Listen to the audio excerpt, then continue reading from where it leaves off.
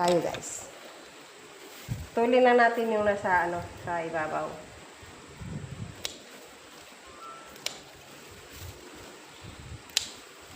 Ayan na natin dyan.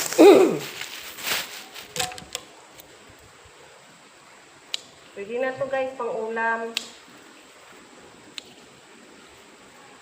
Para tutubo pa siya, kuhanin na natin yung mga natubo. Yung medyo mahaba. Yan o.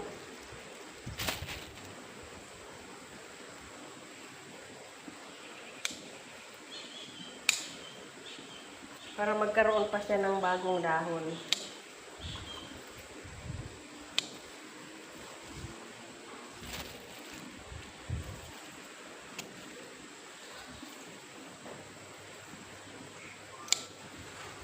Taba pa nila guys, no?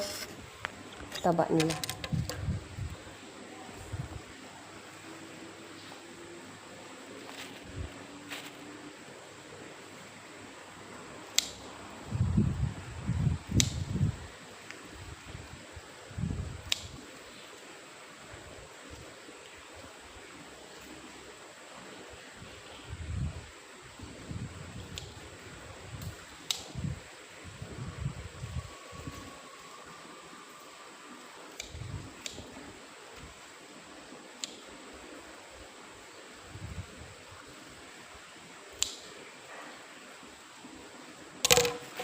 So, ayan na yung mga naka natin guys. Alugbati. Isang ulaman na to guys. Masarap to kasi presko. Wala siyang walang nilagay na fertilizer. Yan. Yan o.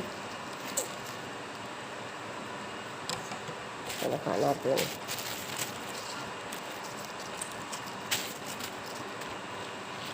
Bibili na tayo pang ulam.